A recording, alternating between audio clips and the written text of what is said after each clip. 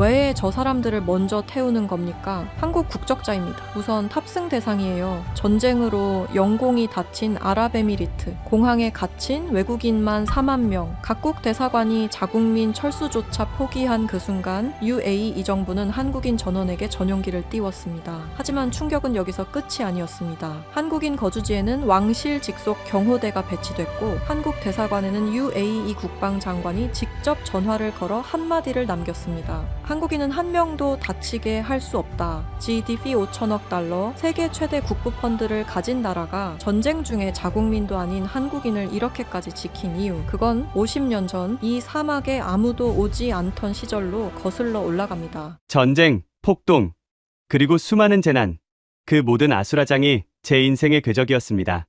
반갑습니다. 저는 아미르 알 만수르입니다. UAE 국제공항과 항만을 총괄하는 책임자로 30년 넘게 일하고 있습니다. 제 눈앞을 스쳐간 국가적 위기 상황만 수백 번입니다. 비상사태가 터지면 어떻게 대처해야 하는지, 공항을 마비시키는 변수들을 어떻게 통제해야 하는지, 모든 매뉴얼은 제 머릿속에 완벽하게 들어있다고 자부했습니다. 하지만 며칠 전 터진 중동발 미사일 공습 사태는 제 오랜 관록으로도 감당하기 힘든 최악의 재난이었습니다. 하늘길이 완전히 막혔습니다. 두바이의 화려한 야경 위로 방공망을 뚫고 들어온 요격 미사일들의 파편이 비처럼 쏟아졌습니다. 각국 대사관에서는 자국민을 빼내기 위해 하루에도 수십 통씩 거친 항해 전화를 걸어왔습니다. 미국 대사는 군용기를 띄우겠다며 당장 활주로를 열라고 윽박질렀고, 중국 대사는 억 단위의 달러를 지불하겠다며 은밀한 거래를 시도했습니다. 하지만 저희 정부의 방침은 확고했습니다. 안전이 완벽하게 확보될 때까지 그 누구의 비행기도 이륙할 수 없다. 수만 명의 외국인들이 화려한 면세점 앞 대합실 바닥에 종이 박스를 깔고 누워 공포에 떨며 절망하고 있었습니다. 영국 외무부가 공식적으로 중재에 나서도, 유럽연합이 합동성명을 발표해도 저희 왕실은 묵묵부답이었습니다. 그렇게 공항 전체가 거대한 피난 수용소로 변해가던 찰나, 왕실 최고위층으로부터 직접 떨어진 한 통의 긴급 지시가 모든 상황을 뒤집어 놓았습니다. 아미르, 한국인부터 빼내시오. 한국행 특별 전세기를 띄우고 가장 안전한 우회 항로를 확보하시오. 저는 무전기를 들고서 제 귀를 의심했습니다. 무슨 소리입니까? 패권국 미국 대사관의 거센 요청도 거절하고 영공을 닫아 걸었는데 한국인들을 위해 하늘을 열라니요. 하지만 지시는 그 어느 때보다 단호했고 절차는 일사천리로 진행되었습니다. 단 며칠 만이었습니다. 굳게 닫혀있던 공항의 이륙 게이트가 열리고 한국 대사관의 연락을 받은 372명의 한국인들이 짐을 들고 VIP 전용 통로로 들어섰습니다. 저는 통제실의 두꺼운 유리창 너머로 그 믿기 힘든 광경을 조용히 지켜보았습니다. 며칠째 씻지도 못하고 노숙을 하던 일본인 사업가가 제 부하 직원 앞을 가로막으며 영어로 소리쳤습니다. 도대체 저 사람들은 뭡니까? 우리 대사관은 아직 대기하라는 말만 반복하는데 왜 저들만 먼저 타는 거죠? 이렇게 따져 물었습니다. 바닥에 주저앉아 있던 중국인 관광객들은 웅성거리며 한국인들의 남색 여권을 멍한 눈으로 쳐다보았습니다. 상황을 통제하려 뛰어온 미국 외교관의 표정은 분노와 수치심으로 보기 흉하게 일그러져 있었습니다. 패권국 미국을 제치고 중동의 심장부에서 가장 강력한 생존의 권리를 보장받는 나라, 대체 대한민국이라는 나라가 우리 조국 UAE에서 어떤 위상을 가지고 있길래 왕실이 직접 나서서 미사일이 날아다니는 하늘에 전세기를 띄운단 말인가? 세상 사람들은 절대로 이해하지 못했습니다. 하지만 저는 알고 있었습니다. 한국행 비행기가 굉음을 내며 활주로를 박차고 날아오르는 순간 제 머릿속에는 반세기 전 모래바람이 휘몰아치던 두바이의 척박한 풍경이 선명하게 떠올랐습니다. 저를 품에 안고 밤하늘의 별을 보며 아버지가 들려주시던 그 오래된 땀방울의 역사 말입니다. 그때 우리의 땅은 그저 생명이 살 수 없는 지옥이었습니다. 지금 여러분이 아시는 화려한 마천루도, 에어컨이 쏟아지는 초대형 쇼핑몰도, 인공섬도 없었습니다. 사막 깊은 곳에서 검은 황금인 석유가 솟구쳐 올랐지만 우리는 그저 막막하기만 했습니다. 돈은 산더미처럼 쌓여갔지만 펜을 쥐고 도면을 그릴 줄 아는 사람도, 무거운 철근을 엮어 문명을 올릴 줄 아는 사람도 우리 민족 중에는 단 한 명도 없었습니다. 정부 관료들은 급히 막대한 자금을 싸들고 유럽과 미국의 거대 건설사들을 찾아갔습니다. 제발 우리 땅에 와서 도로와 항만을 지어달라고 부탁했습니다. 하지만 서양의 콧대 높은 엘리트 엔지니어들은 지도를 보며 우리를 비웃었습니다. 그 펄펄 끓는 모래밭에 우리 귀한 직원들을 보낼 수는 없습니다. 아스팔트 도로도 없고 마실 물조차 부족한 야만적인 곳에서 어떻게 콘크리트를 비빕니까? 이렇게 일축했습니다. 그들은 수표에 적힌 영의 개수를 아무리 늘려주어도 오지 않았습니다. 결국 돈만 쥐고 모래 언덕에 주저앉아 모두가 절망하고 있을 때 비포장활주로의 흙먼지를 뚫고 낯선 이방인들을 태운 비행기가 도착했습니다. 바로 제 아버지의 청춘을, 그리고 우리 조국의 운명을 완전히 바꿔놓은 사람들. 작고 가난한 동방의 나라에서 온 한국인 노동자들이었습니다. 당시 제 아버지는 현지 노동자들의 근태를 관리하는 어린 십장이었습니다. 아버지가 생생하게 기억하는 한국인들의 첫인상은 초라함과 절박함 그 자체였습니다.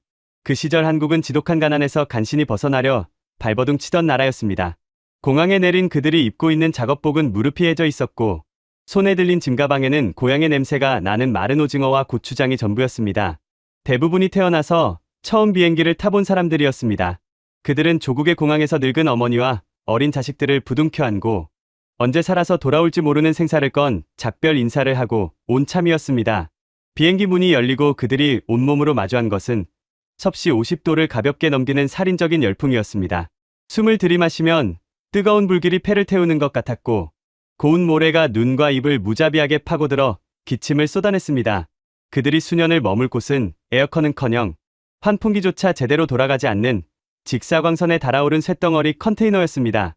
식수는 철저히 배급되어 씻는 것은 사치였고 작업 중 땀을 너무 흘려 탈수로 쓰러지는 것을 막기 위해 하얀 굵은 소금 덩어리를 우적우적 씹어 삼켜야만 했습니다.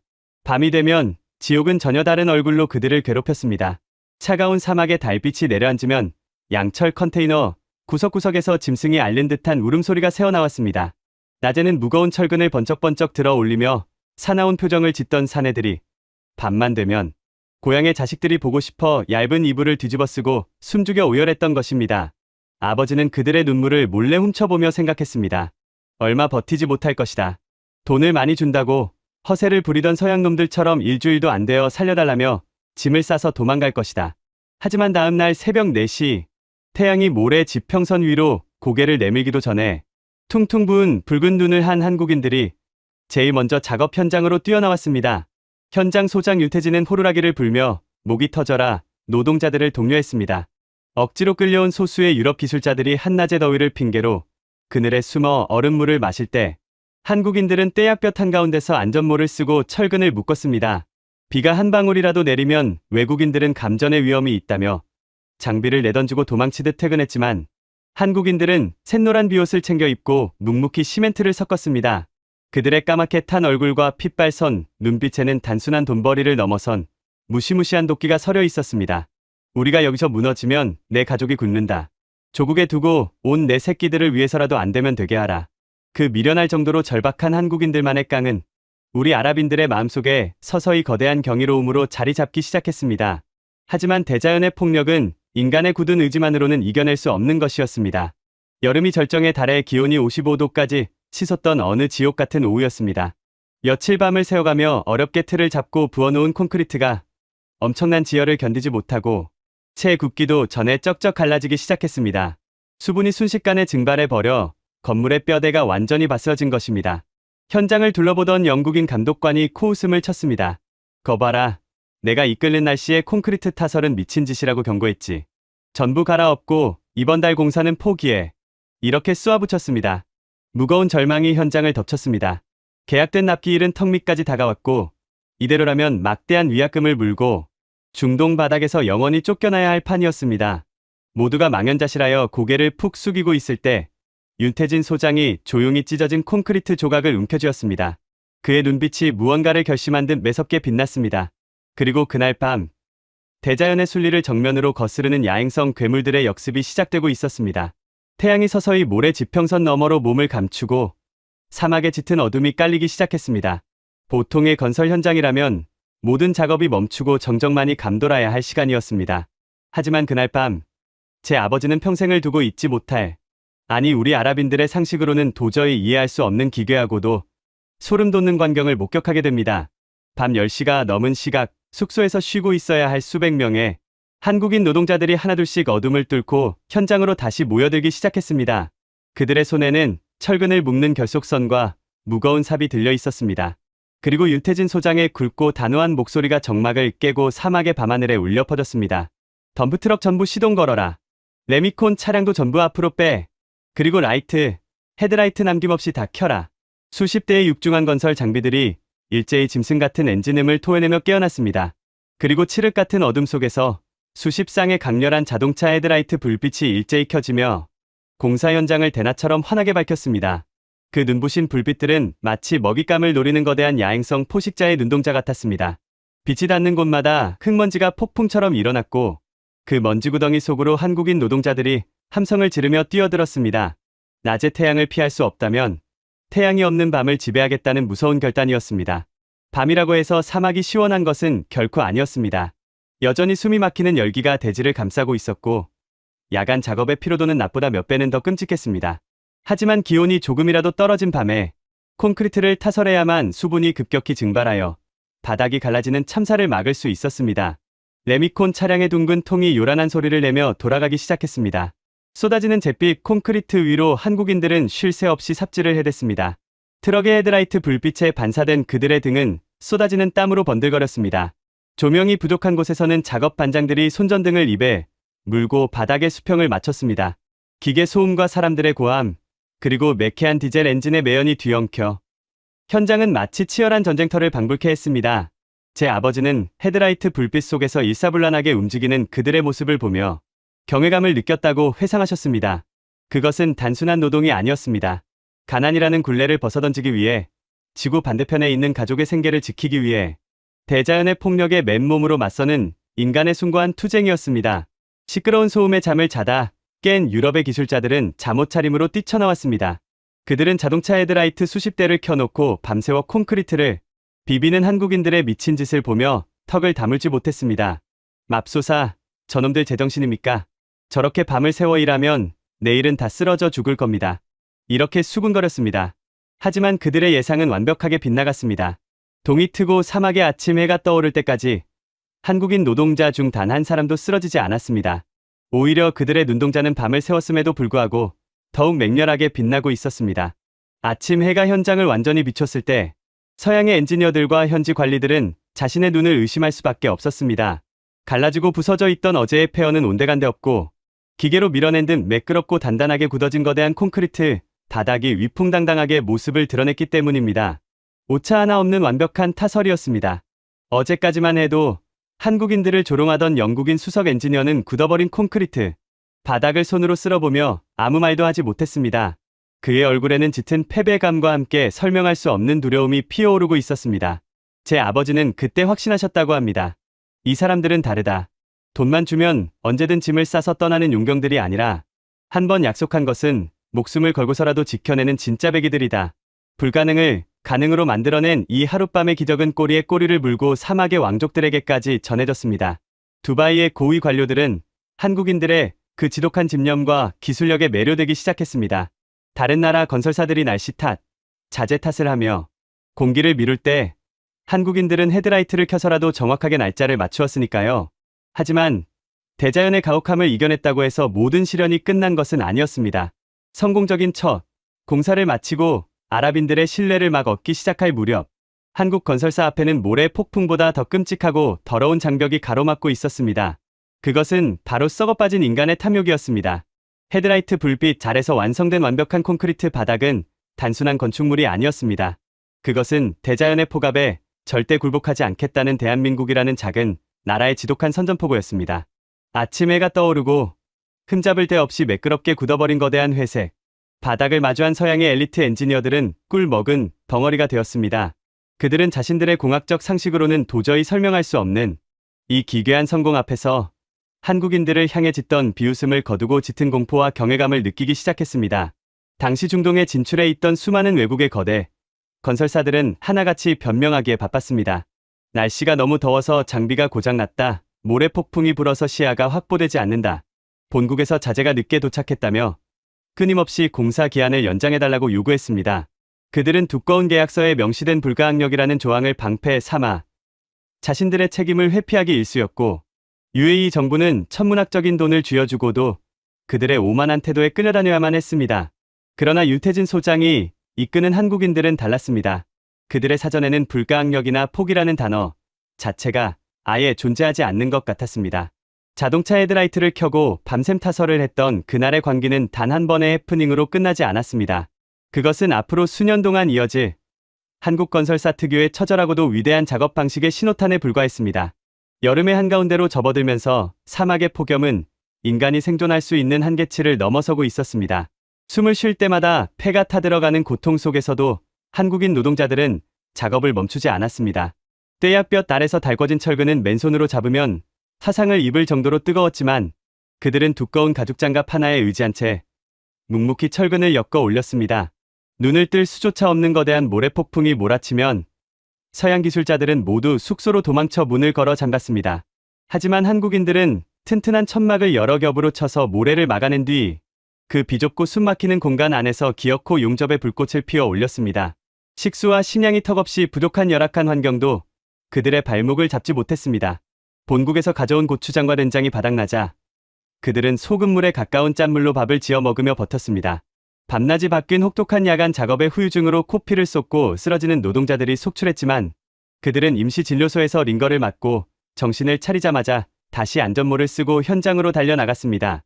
제 아버지는 그들의 굽은 등에서 흐르는 땀방울이 사막의 모래에 떨어져 굳어지는 모습을 보며 저 사람들은 지금 건물을 짓는 것이 아니라 자신들의 피와 살을 깎아 조국의 미래를 세우고 있는 것이라 생각하셨습니다. 그렇게 지옥 같은 몇 달의 시간이 흘렀습니다. 그리고 마침내 UAE 정부 관료들과 서양의 경쟁사들을 경악하게 만든 믿기 힘든 결과물이 세상의 모습을 드러냈습니다. 두바이 외곽을 연결하는 거대한 항만 진입, 도로와 핵심 물류 창고가 완공된 것입니다. 놀라운 것은 완공된 날짜였습니다. 당초 계약서에 명시된 공사 기한보다 무려 석 달이나 앞당겨진 그야말로 기적과도 같은 조기 완공이었습니다. 완공식 날 UAE 왕실의 고위 관료들이 현장을 직접 시찰하기 위해 먼지바람을 뚫고 찾아왔습니다. 그들은 처음에는 믿지 못하는 눈치였습니다. 서양의 인류 기업들도 최소 2년은 걸릴 것이라 호언장담했던 대공사를 이름조차 생소한 동양의 작은 나라가 이렇게 빨리 끝냈다는 사실을 의심했던 것입니다. 그들은 매의 눈으로 도로의 포장 상태를 살피고 창고의 기둥과 벽면을 꼼꼼하게 두드려 보았습니다. 하지만 검사가 진행될수록 관료들의 표정은 의심에서 놀라움으로, 놀라움에서 깊은 감탄으로 변해갔습니다. 단기간에 속도전으로 밀어붙였음에도 불구하고 품질은 완벽에 가까웠습니다. 콘크리트의 이음새는 바늘 하나 들어갈 틈 없이 정교했고 바닥은 거울처럼 평평했습니다.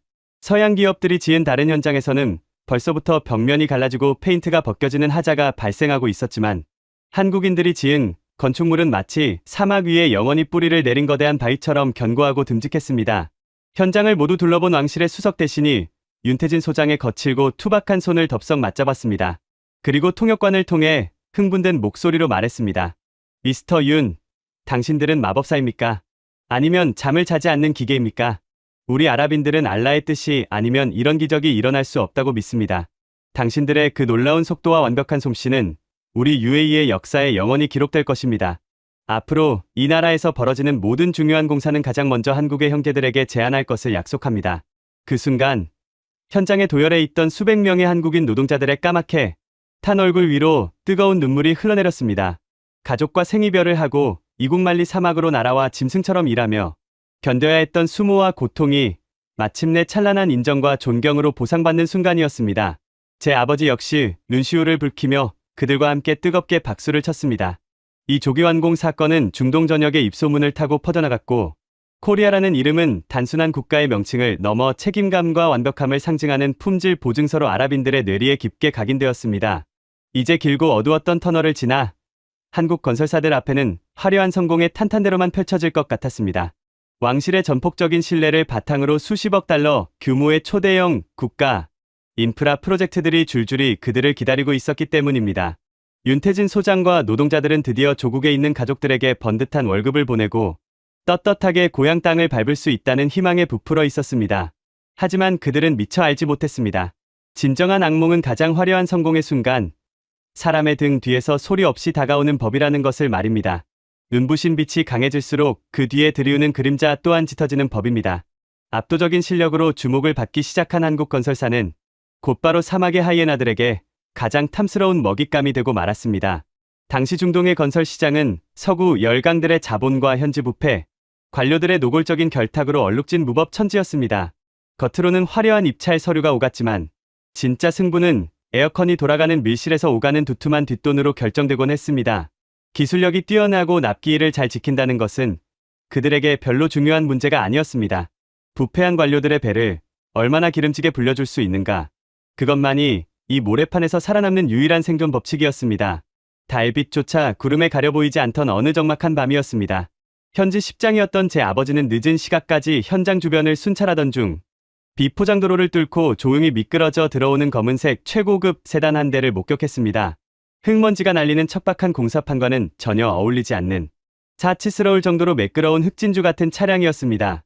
차 문이 열리고 최고급 양복을 빼입은 현지 정부의 수석 국장이 거만한 걸음걸이로 내렸습니다. 그는 국가의 핵심 인프라 입찰을 쥐락펴락하는 이른바 실세 중의 실세로 불리는 인물이었습니다.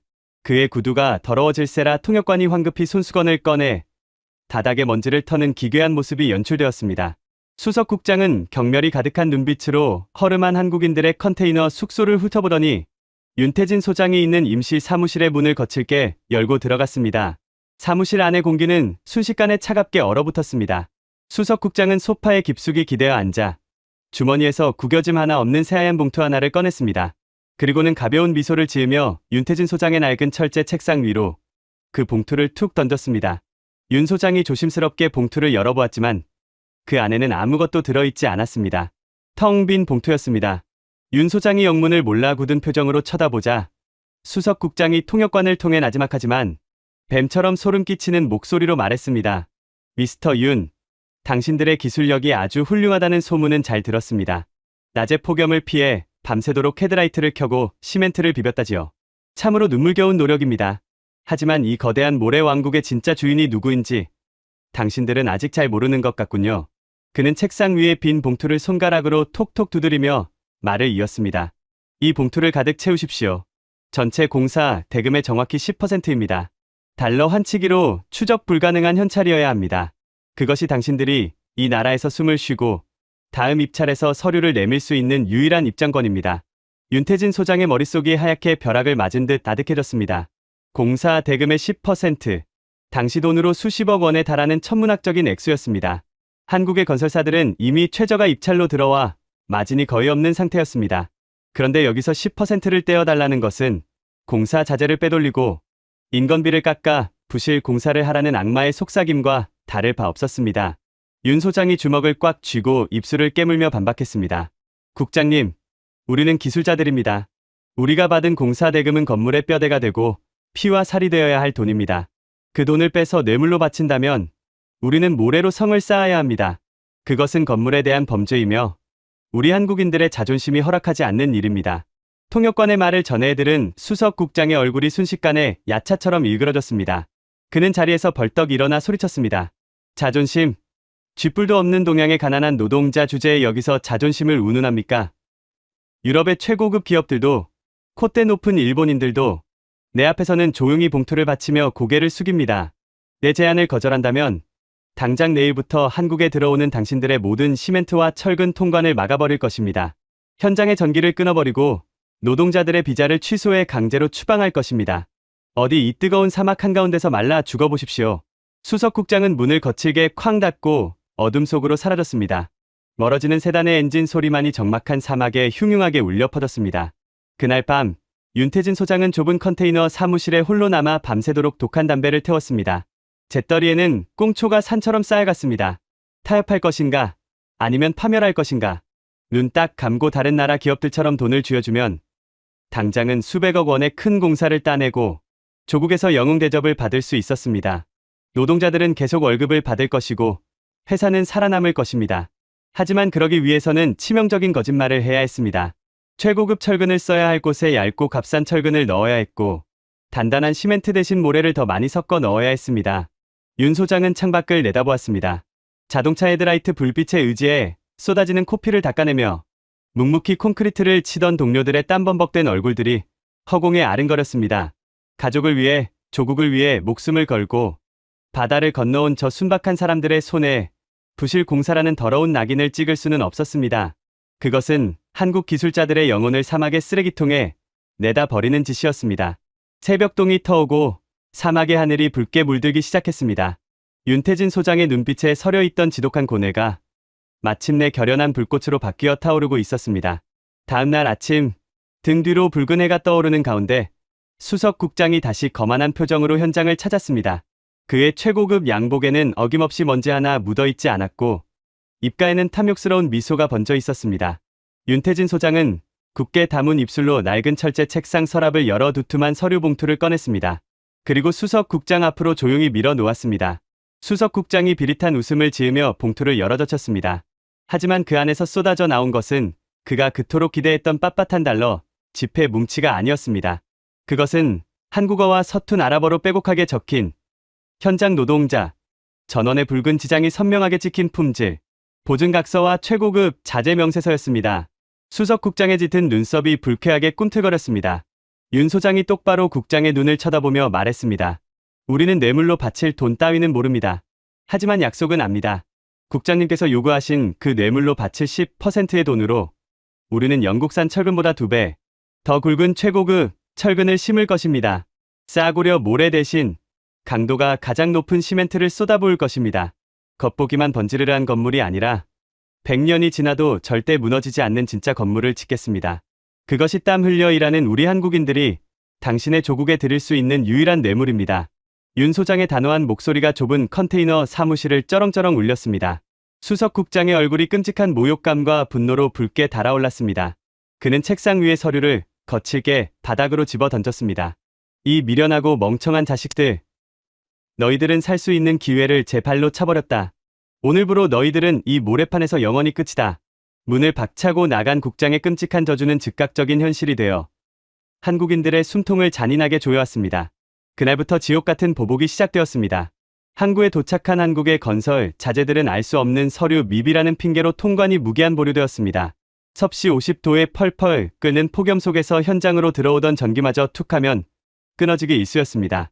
무엇보다 뼈아픈 것은 새롭게 열린 초대형 국가 인프라 입찰에서 한국 기업들이 서류 심사조차 통과하지 못하고 줄줄이 탈락의 고배를 마셨다는 것입니다. 수백억 원짜리 황금빛 프로젝트들은 뒷돈을 두둑하게 챙겨준 서양의 거대 기업들과 경쟁국, 건설사들의 입으로 쏙쏙 들어갔습니다. 압도적인 기술력을 증명하고도 한국인들은 졸지에 거대한 공사판에 미운 오리새끼가 되었습니다. 큰 공사를 따내지 못한 그들은 남들이 꺼리는 가장 위험하고 험한 하청의 하청, 일만 간신히 얻어 생계를 유지해야 했습니다. 기계가 들어가지 못하는 비좁은 하수도 관로를 맨몸으로 파고들었고 펄펄 끓는 아스팔트 찌꺼기를 손수레로 나르며 하루하루 피를 말리는 고통을 견뎌야 했습니다. 제 아버지는 당시 그 비참한 광경을 곁에서 지켜보며 윤 소장에게 조심스럽게 물었다고 합니다. 소장님, 그냥 눈 딱 감고 남들처럼 봉투 하나 쥐어주면 끝날 일 아닙니까? 어차피 다들 그렇게 편하게 사는데 왜 이렇게 혼자 사서 고생을 하십니까? 윤 소장은 흙먼지로 뒤덮인 얼굴을 땀에 젖은 수건으로 닦아내며 씁쓸하게 웃었습니다. 아미르의 아버지, 집은 절대로 사람을 속이지 않습니다. 돈으로 대충 지은 집은 돈이 떨어지면 곧바로 무너지지만 정직한 땀으로 지은 집은 억겁의 세월이 흘러도 버티는 법입니다. 우리는 가난해서 여기까지 돈을 벌러왔지만 조국에 있는 우리 자식들에게 사기꾼의 피를 물려줄 수는 없습니다. 그것은 서양인들의 합리적인 자본주의 사고방식으로는 도저히 이해할 수 없는 참으로 융통성 없고 미련한 정직함이었습니다. 그렇게 오랜 세월이 흘렀습니다.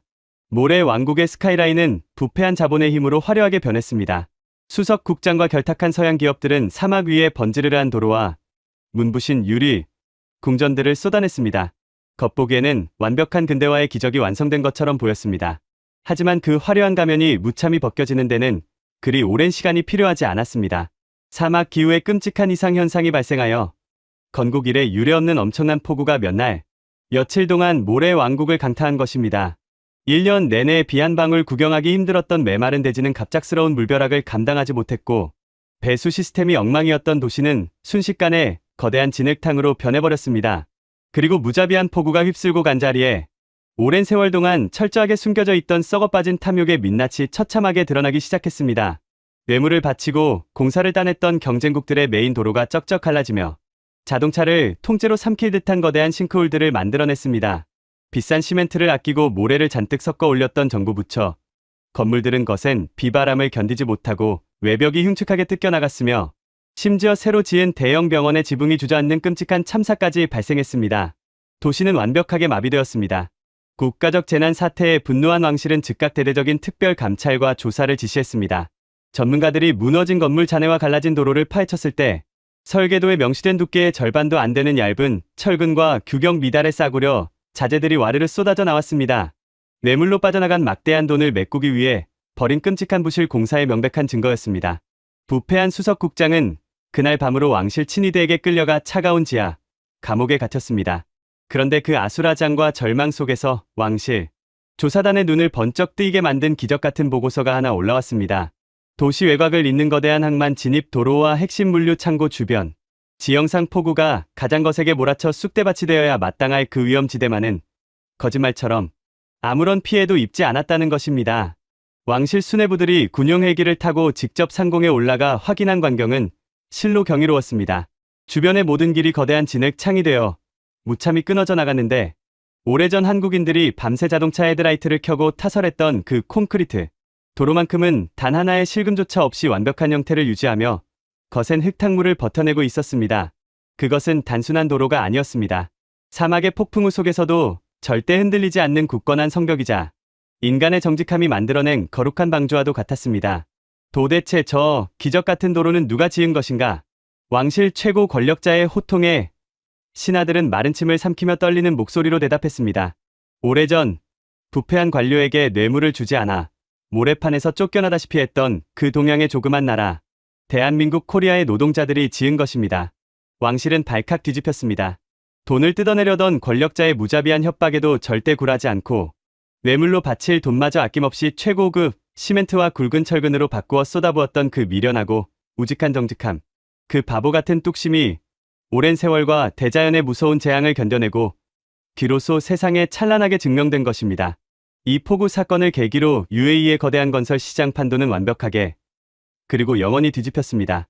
그날 이후 UAE 정부의 대형 입찰 서류에서 얼마에 지어줄 것인지 입찰 금액을 묻는 항목은 사실상 무의미해졌습니다. 대신 거대한 지도를 펼쳐놓고 국가 안보와 직결된 핵심 벼대를 세워야 할 때면 국왕은 묻지도 따지지도 않고 손가락을 들어 한쪽을 가리켰습니다. 저 땅은 무조건 한국의 형제들에게 맡겨라. 그들은 모래 위에 건물을 짓지 않고 신뢰를 짓는 자들이다. 그렇게 한국은 총성 없는 중동의 건설 전쟁에서 어떤 서구의 강대국도 감히 넘보지 못할 완벽한 독점적 지위를 확보하게 되었습니다. 현지 아랍인들은 한국 건설사의 로고만 붙어 있으면 도면 점수조차 생략하고 통과시켰습니다. 두꺼운 품질 보증서 따위는 필요 없었습니다. 대한민국이라는 이름 그 자체가 생명과도 같은 가장 완벽한 보증서였으니까요. 하지만 인간과 국가 사이의 맹목적인 신뢰라는 것은 모든 것이 순조롭게 흘러갈 때보다 가장 억울하고 치명적인 위기에 직면했을 때 그 진짜 가치가 시험대에 오르는 법입니다. 한국 기업들이 왕족들과 고위 관료들이 거주하는 최고급 주거 단지를 성공적으로 완공하고 현장을 떠난 지 수년이 지났을 무렵이었습니다. 모두가 깊이 잠든 고요한 새벽 2시. 지하 기계실에서 들려온 기분 나쁜 파열음과 함께 수백 톤의 흙탕물이 폭포수처럼 쏟아져 나오며 최고급 주거 단지 전체가 거대한 수장 위기에 처하는 끔찍한 사고가 발생했습니다. 한국인들의 우직한 정직함은 UAE 왕실의 굳건한 신뢰를 얻어내기에 충분했습니다. 그들은 이제 사막의 변두리 하청업체가 아니었습니다. 왕족들과 국가의 핵심 고위 관료들이 머무는 보안과 품질이 가장 완벽해야만 하는 VIP, 최고급 주거 단지의 건설까지 도맡게 된 것입니다. 삼엄한 경비 속에 지어진 그 거대한 대리석 저택들은 사막의 오아시스처럼 아름다웠고 한국인들은 계약된 기한보다 일찍 완벽하게 공사를 마무리하고 명예롭게 현장을 떠났습니다. 시간이 흘러 그 최고급 주거 단지의 하자 보수 의무 기간마저 완전히 끝난 지 수년이 지났을 무렵이었습니다. 평화롭던 모래 왕국의 수도가 깊은 잠에 빠져 있던 고요한 새벽 2시. 모두가 곤히 잠든 그 시각, 저택 단지의 지하, 기계실에서 끔찍한 재앙이 시작되고 있었습니다. 당시 기계실의 야간 당직을 서고 있던 현지인 관리자 타리크는 졸음을 이기지 못하고 몽롱한 상태로 메인 밸브 시스템을 점검하고 있었습니다. UAE의 수자원은 매우 귀하고 수압의 변화가 격렬하기 때문에 밸브를 조작할 때는 반드시 우회 관로를 먼저 열어 압력을 분산시켜야만 했습니다.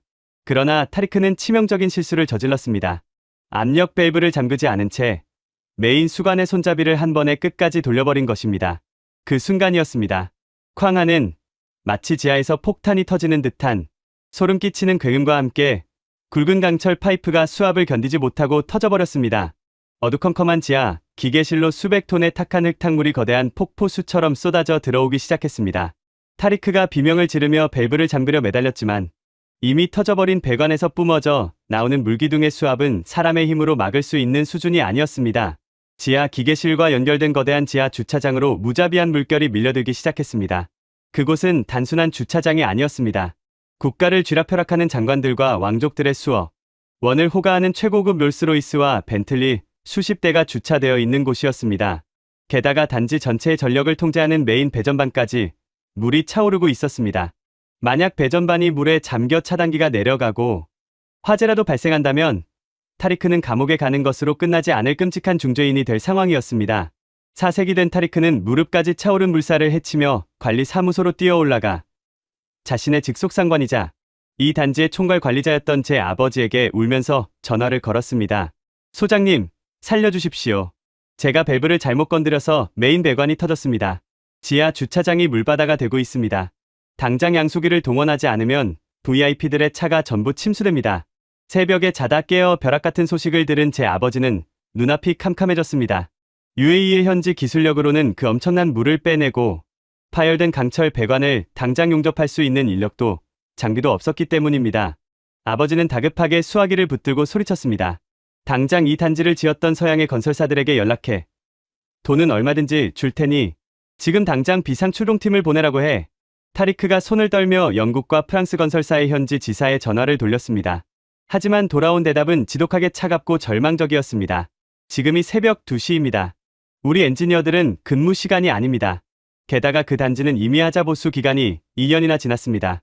법적으로 우리에게는 아무런 책임이 없습니다.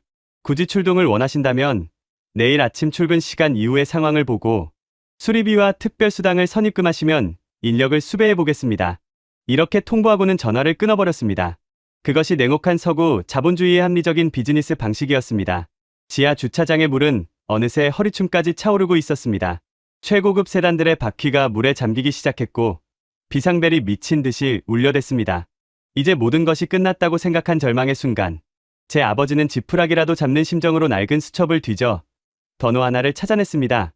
그것은 예전 사막 현장에서 자동차 헤드라이트를 켜고 밤을 새우던 그리고 지금은 다른 지역에서 항만 공사를 지휘하고 있는 한국인 현장 소장의 임시 숙소 번호였습니다. 하지만 전화를 걸면서도 아버지는 큰 기대를 하지 않았습니다.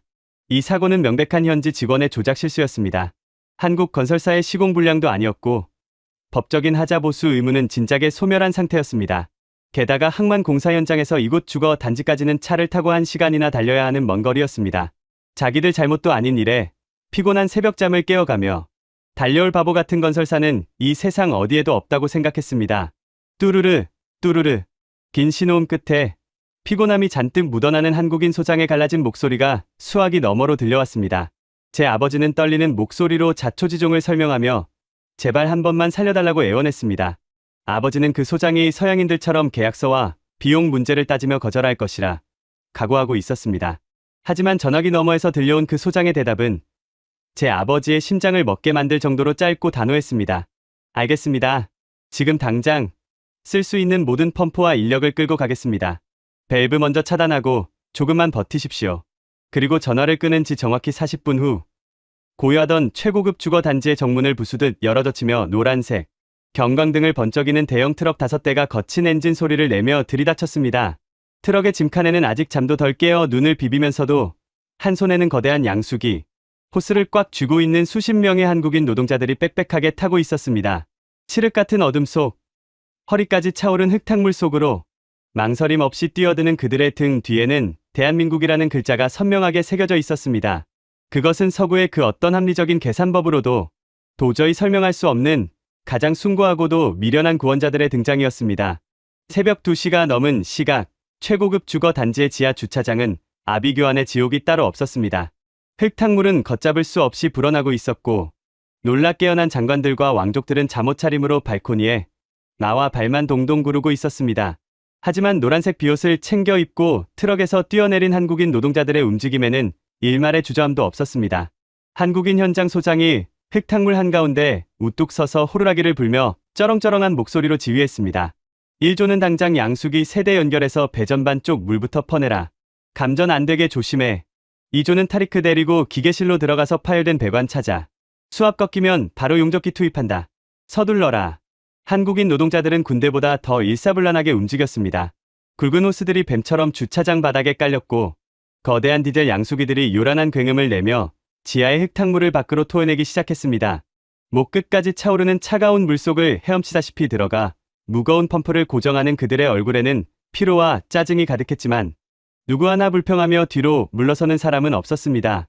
하지만 펌프가 돌아가고 급한 불을 끄기 시작하자 상황의 진상을 파악한 한국인 작업반장 한 명이 씩씩거리며 소장에게 다가와 따졌습니다.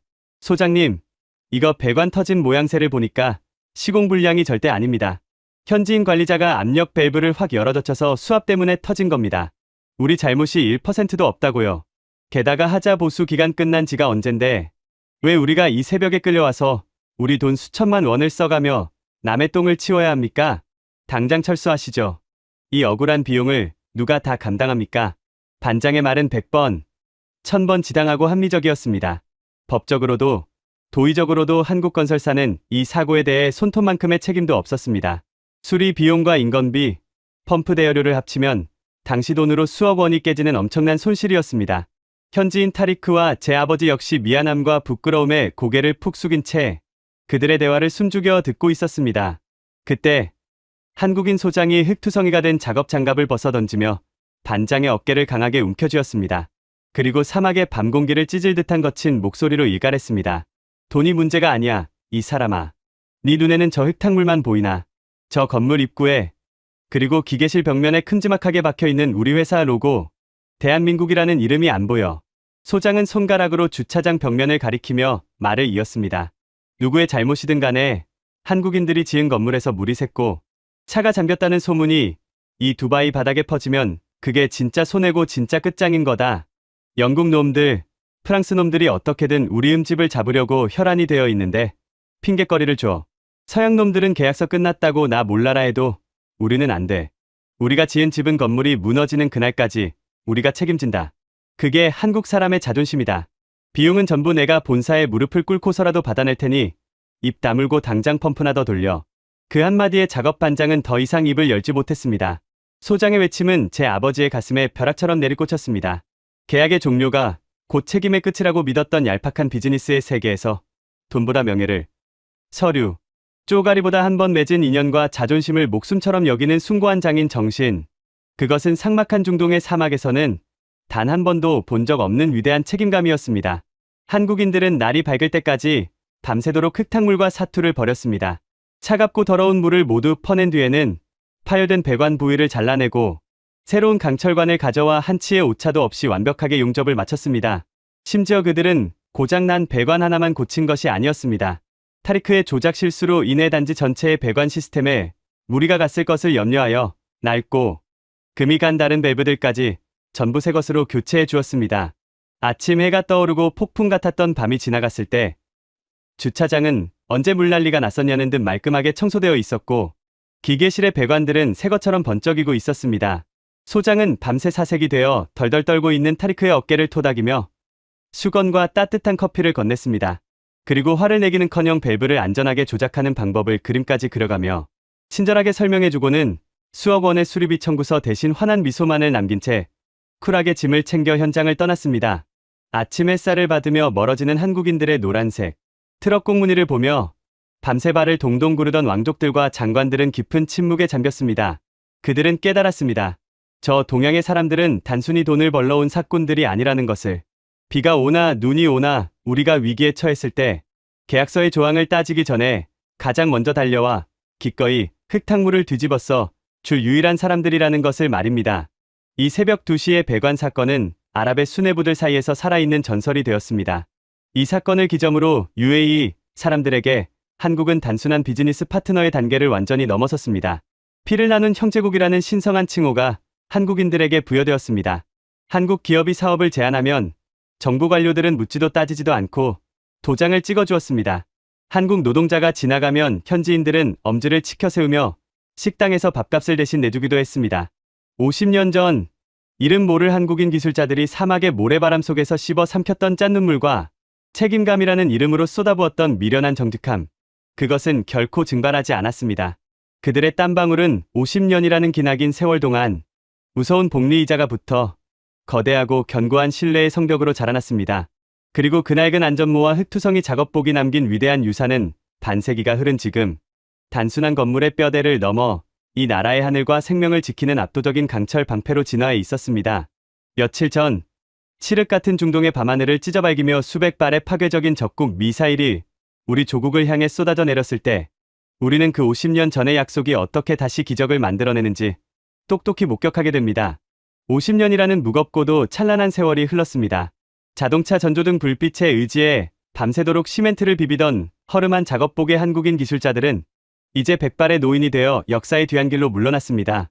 하지만 그들이 척박한 사막 위에 땀과 눈물로 빚어놓은 거대한 신뢰의 성벽은 세월이 흐를수록 더욱 단단하고 거대하게 진화해 나갔습니다. 50년 전 뇌물을 거절하고 최고급 철근을 심었던 그 미련한 정직함.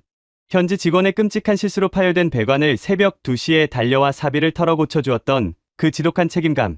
그 모든 숭고한 기억들은 우리 아랍인들의 피 속에 세대를 거쳐 유전처럼 각인되었습니다. 제 아버지가 저에게 눈물로 그 밤의 기적을 들려주었듯 UAE의 모든 고위 관료들과 왕족들은 자식들에게 대한민국이라는 이름의 무게를 가르쳤습니다. 그들에게 한국인은 그저 건물을 잘 짓는 기술자가 아니라 목숨을 맡길 수 있는 유일한 혈맹이자 영원한 형제였습니다. 그리고 그 피보다 진한 형제에는 건물의 뼈대를 세우는 토목 공사를 넘어 이 나라의 생명과 영공을 지키는 가장 치명적이고 거대한 국방의 영역으로까지 뻗어나가게 됩니다. 몇 년 전 우리 조국 UAE는 국가의 영공을 방어할 차세대 방공 미사일 시스템을 도입하기 위해 전 세계에 내려라 하는 군수 기업들을 불러 모았습니다. 거대한 오일머니를 쥐고 있는 우리에게 무기를 팔기 위해 미국의 패트리엇, 이스라엘의 아이언돔 등 실전 경험이 풍부한 세계 최강의 방어 무기들이 화려한 카탈로그를 내밀며 치열한 수수전을 벌였습니다. 그런데 최종 결정의 날 UAE 왕실과 국방부, 수뇌부가 도장을 찍은 계약서는 서방 세계의 군사 전문가들을 완벽한 충격과 경악에 빠뜨렸습니다. 우리가 선택한 것은 미국 제도, 이스라엘 제도 아니었습니다. 바로 대한민국이 독자적으로 개발한 최첨단 지대공 요격 미사일 천궁2였습니다. 무려 4조 원이 넘는 한국 방산, 역사상 최대 규모의 압도적인 무기 수출 계약이 모레 왕국에서 성사된 것입니다. 당시 서방의 군사 전문가들과 언론들은 UAE 정부의 결정을 노골적으로 조롱했습니다. UAE 수뇌부가 미쳤다.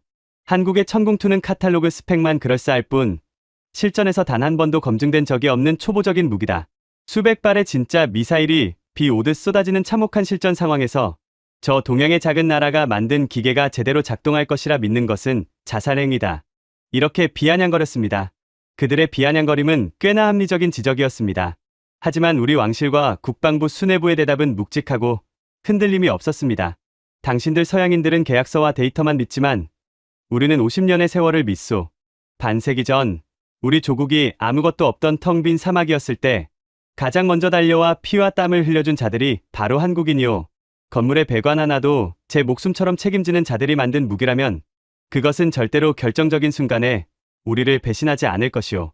그것은 단순한 무기 구매가 아니었습니다. 50년 전 한국인들이 시멘트로 증명했던 그 융통성 없는 정직함이 이제는 강철과 화약으로 이루어진 첨단 무기 시스템에 대한 무한한 신뢰로 치환된 것입니다. 그리고 서방 세계의 오만한 조롱이 얼마나 어리석은 것이었는지 증명되는 데는 그리 오랜 시간이 걸리지 않았습니다. 바로 며칠 전이었습니다. 칠흑 같은 어둠이 내려앉은 중동의 밤하늘을 찢어발기며 끔찍한 사이렌 소리가 두바이와 아부다비 전역을 뒤흔들었습니다. 적국에서 발사된 수십 발의 거대한 탄도, 미사일과 치명적인 자폭 드론, 때가 마치 굶주린 메뚜기 떼처럼 우리 조국의 심장부를 향해 새까맣게 날아오고 있었습니다. 하늘길은 즉각 봉쇄되었고 거리는 아비규환의 생지옥으로 변했습니다. 당시 방공통제실에서 레이더 화면을 지켜보던 우리 군 지휘관들의 등줄기에는 차가운 식은땀이 흘러내렸습니다. 하늘에서 떨어지는 저 쇳덩어리들이 도시 한복판에 떨어지는 순간 수만 명의 무고한 시민들이 목숨을 잃고 화려한 마천루들은 한 줌의 재로 변할 것이 뻔했습니다. 도입된 10개의 천궁2 포대 중 실전 배치가 완료되어 가동할 수 있는 것은 고작 2개의 포대뿐이었습니다. 누구도 완벽한 방어를 장담할 수 없는 절망적인 순간이었습니다. 목표물 포착, 요격 시스템 자동 가동, 통제실의 기계음과 함께 사막 곳곳에 숨겨져 있던 천궁2의 발사관이 불을 뿜었습니다. 지축을 흔드는 굉음과 함께 붉은 화염을 뿜어내는 수십 발의 한국산 요격 미사일들이 거대한 섬광을 일으키며 밤하늘로 솟구쳐 올랐습니다. 그것은 마치 하늘을 향해 쏘아 올린 거대한 빛의 창과 같았습니다. 레이더 화면 위로 적의 탄도, 미사일을 향해 음속의 몇 배로 돌진하는 천궁2의 궤적이 선명하게 그려졌습니다. 방공 통제실의 모든 사람들은 숨을 죽인 채 두 개의 점이 교차하는 그 찰나의 순간을 지켜보았습니다. 그리고 다음 순간 밤하늘 가장 높은 곳에서 태양보다 밝은 거대한 폭발이 연달아 일어났습니다. 명중입니다. 요격 성공. 적의 탄도 미사일을 파괴했습니다. 통제실 안은 터져나오는 환호성과 뜨거운 눈물로 뒤덮였습니다. 전투가 소강 상태에 접어들고 분석된 요격 데이터는 전 세계 군사 강국들을 경악에 빠뜨렸습니다. 96%. 천궁2 2개 포대가 발사한 60여 발의 요격 미사일 중 96%가 표적을 정확히 격추한 것입니다. 그것은 수학적으로도 공학적으로도 기적에 가까운 압도적인 수치였습니다. 실전 경험이 없다며 조롱받던 한국의 방어 시스템이 미국제 패트리엇조차 쉽게 장담할 수 없는 경이로운 명중률로 적의 파상 공세를 갈기갈기 찢어놓은 것입니다. UAE의 밤하늘을 불바다에서 건져낸 것은 막강한 미군 부대도 서방의 첨단 무기도 아니었습니다. 그것은 바로 50년 전 섭씨 50도의 폭염 속에서 묵묵히 시멘트를 비비던 한국인 노동자들의 그 우직한 땀방울이 만들어낸 결실이었습니다. 사막의 지도를 바꾼 자들이 이제는 사막의 하늘마저 완벽하게 지켜낸 것입니다. 이 천궁2의 실전 성공 소식이 전해지자 UAE 정부는 한국에 남은 8개 포대의 공급 일정을 앞당겨달라고 긴급 요청했습니다. 그리고 이 위대한 승리와 감동은 여기서 끝이 아니었습니다. 조국의 하늘을 지켜낸 우리 UAE는 이제 거꾸로 절체절명의 위기에 빠진 대한민국을 구하기 위해 거대한 모래바람을 일으킬 준비를 하고 있었습니다. 미사일이 밤하늘을 찍고 지나간 후 중동 전역에는 걷잡을 수 없는 전쟁의 공포가 들불처럼 번져나갔습니다. 적국은 전 세계 원유 물동량의 상당 부분이 통과하는 중동 최대의 해상 핏줄 호르무즈 해협에서 미국과 이스라엘 선박을 공격하겠다고 위협했습니다. 거대한 유조선들의 발이 묶이기 시작했고 글로벌 유가는 통제불능의 상태로 폭등하기 시작했습니다. 이 소식은 지구 반대편에 있는 대한민국에게는 그야말로 사형선고나 다름없었습니다. 석유 한 방울 나지 않는 나라, 수많은 공장과 산업시설이 쉴 새 없이 돌아가야만 국가 경제가 유지되는 대한민국에게 호르무즈 해협의 위기는 국가의 심장 박동이 흔들리는 것과 같았습니다. 원유 수급이 불안해지면서 한국의 거대 기업들은 공장 가동을 멈춰야 할지도 모른다는 끔찍한 공포에 휩싸였습니다. 상황이 극단으로 치닫자 한국의 대통령실 관계자가 다급하게 UAE의 국가행정을 총괄하는 고위 관계자에게 긴급 통화를 요청했습니다. 외교적 수사나 격식을 차릴 여유조차 없는 절박한 상황이었습니다.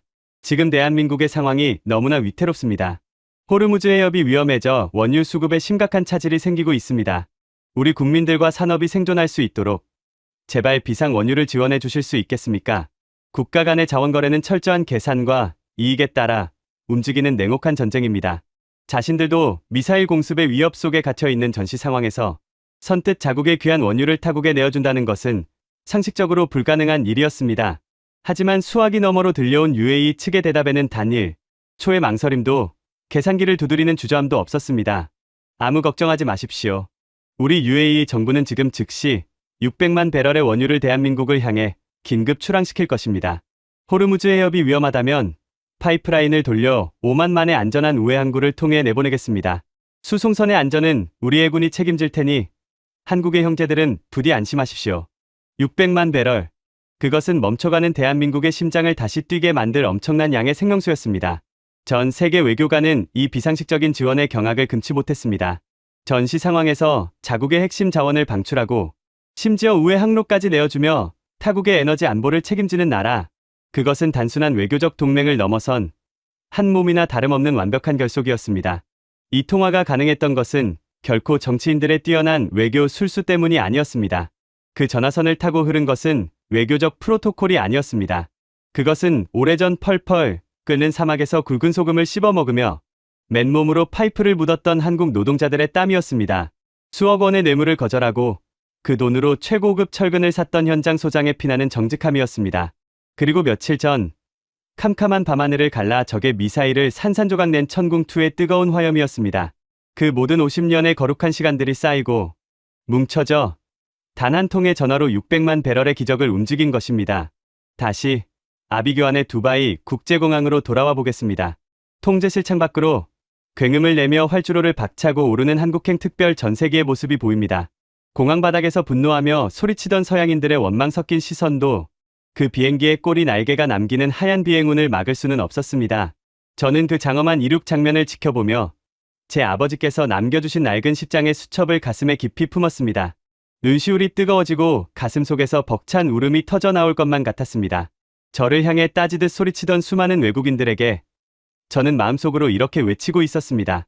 당신들은 절대로 이해하지 못할 것이다. 지금 저 비행기에 타고 있는 372명의 사람들은 우리에게 단순한 외국인 관광객이 아니다. 저들은 아무도 쳐다보지 않던 지옥 같은 모래밭에 들어와 우리의 도로를 닦고 병원을 지어준 위대한 개척자들의 후손이다. 우리가 가장 억울하고 위급할 때 새벽을 뚫고 달려와 준 영웅들의 핏줄이며 하늘에서 죽음이 쏟아질 때 가장 먼저 방패를 들어 우리를 지켜준 영원한 형제들이다. 그러니 우리가 그들을 지옥에서 가장 먼저 꺼내어 고향으로 돌려보내는 것은 우리 아랍인들이 목숨을 걸고 지켜야 할 가장 거룩하고 숭고한 의무이다. 이것이 바로 자원도 없고 영토도 작은 동방의 작은 나라 대한민국이 가진 진짜 무서운 힘입니다. 그들은 총칼을 앞세워 다른 나라를 정복하지 않았습니다. 거대한 자본으로 남의 땅을 약탈하지도 않았습니다.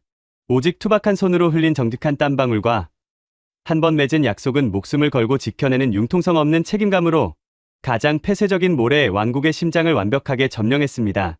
하늘길을 뚫고 무사히 인천공항에 도착한 첫 직항편의 문이 열렸을 때 가족들을 부둥켜 안고 오열하던 372명의 한국인들은 외신 카메라를 향해 이렇게 증언했습니다.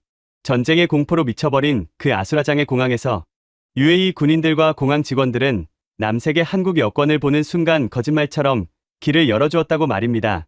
미국 여권도 일본 여권도 해내지 못한 생존의 기적. 그것은 50년 전 사막에 뿌려진 당신들의 아버지, 할아버지의 피와 땀이 만들어낸 세상에서 가장 강력하고 위대한 방탄조끼였습니다. 600만 배럴의 원유, 96%의 기적적인 요격률, 그리고 미사일이 날아다니는 하늘을 뚫고 열린 특별 비행기. 이 믿기 힘든 숫자들 뒤에는 인간의 이기심을 뛰어넘는 위대한 헌신이 숨쉬고 있습니다. 저는 텅 빈 활주로를 바라보며 조용히 두 손을 모았습니다. 그리고 대한민국이라는 나라가 전 세계를 향해 써내려갈 이 피보다 진하고 모래 폭풍보다 거대한 100년 동행의 다음 장이 벌써부터 가슴 벅차게 기다려졌습니다. 여러분, 지금까지 UAE 항만청 고위 간부 아미르 알 만수르의 기억을 통해 반세기를 관통하는 거대한 서사를 함께 하셨습니다. 어떠셨습니까? 섭씨 50도의 살인적인 폭염, 96%의 기적적인 미사일 요격률, 그리고 단 한 통의 전화로 움직인 600만 배럴의 원유. 이 거대한 숫자들 이면에는 칠흑 같은 어둠 속에서 자동차 전조등을 켜고 밤새 콘크리트를 타설하던 우리 아버지들의 헌신이 숨쉬고 있습니다. 뇌물 봉투 대신 최고급 철근을 선택하고 자기 잘못도 아닌 파열된 배관을 밤을 새워 고쳐주었던 그 융통성 없는 정직함이 만들어낸 기적이었습니다.